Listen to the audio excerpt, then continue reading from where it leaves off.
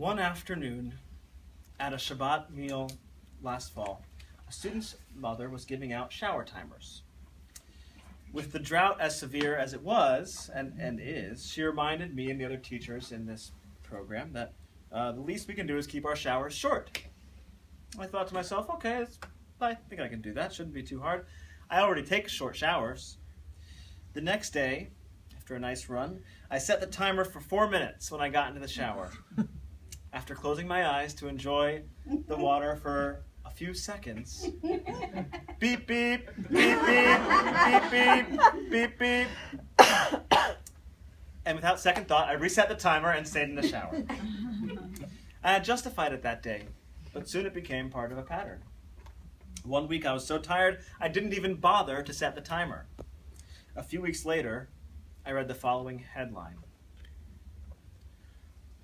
Human activity has pushed Earth beyond 4 of 9 planetary boundaries. That claim was from a Washington Post article in which the researchers suggested that, and I quote, "At the rate things are going, the Earth in the coming decades could cease to be a safe operating space for human beings." I don't know about you. I find that pretty scary. The Earth might not be a safe place for our children and their children to live safely, to have their own children. Come to think of it, there aren't too many ideas that are scarier than that. Suddenly I felt a lot more guilty about my long showers. I had justified them in all sorts of ways, of course. Oh, I'm tired. Oh, it's okay. I went to the gym today. Oh, it's okay. It's been a tough week. And the worst of all, I'm just one person.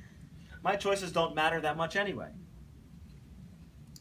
I started to realize that perhaps one of the reasons I hadn't yet felt guilty about my selfish use of water was a feeling that there wasn't anything I could really do.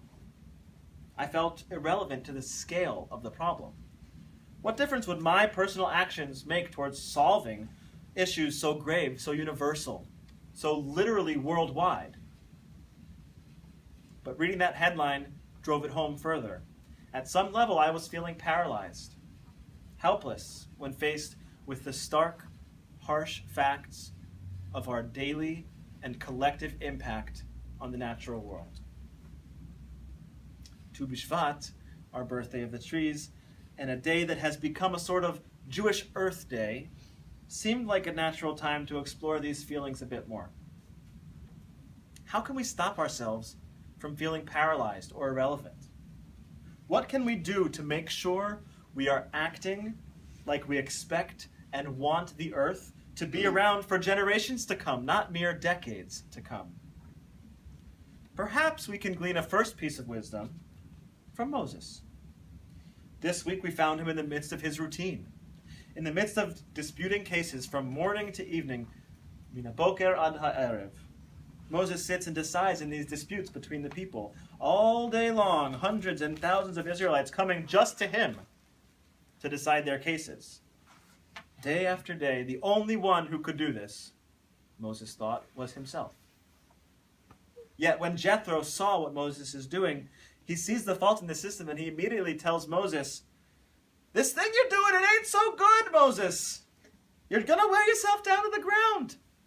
You can't do this alone."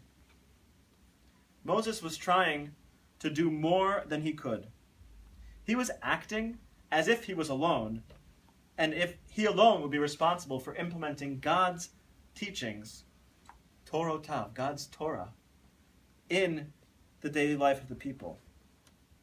The magnanimity, the hugeness of this task caused him to overextend, and he had to be reminded that while he's doing important work, he simply can't do it by himself.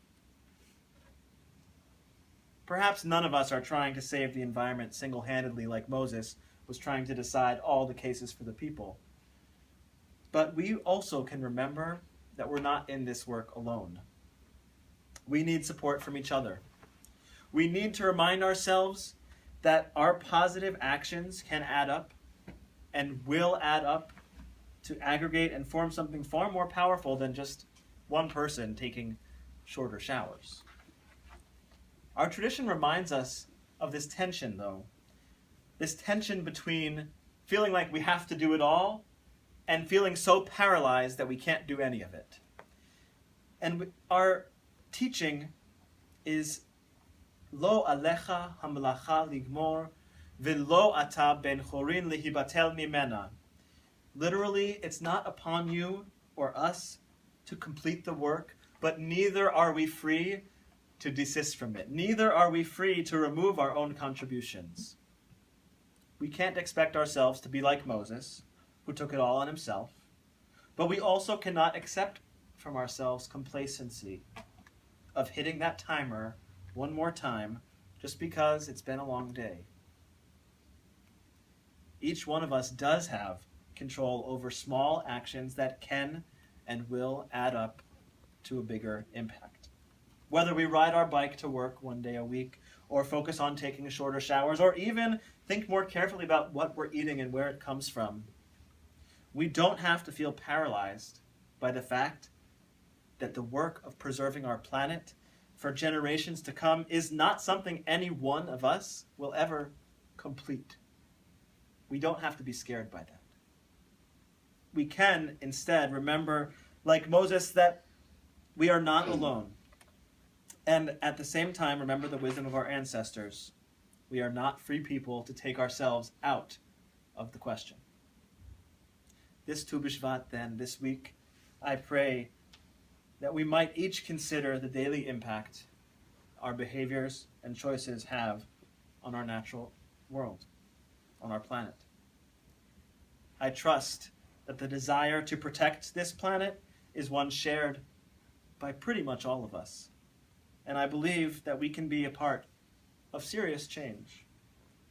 And at the same time, I'm comforted by the reminder that we need not feel irrelevant because we can't do it all. And we need not feel like we are acting alone, as Moses felt. Lo alecha, lo aleinu. It's not on all of us, our obligation to complete the work. But neither are we free to abstain from it. May we renew our efforts to participate in this work despite its scale. And may this new year of the trees be one of a renewal in our relationship with the natural world that sustains our lives. Together we say, Amen.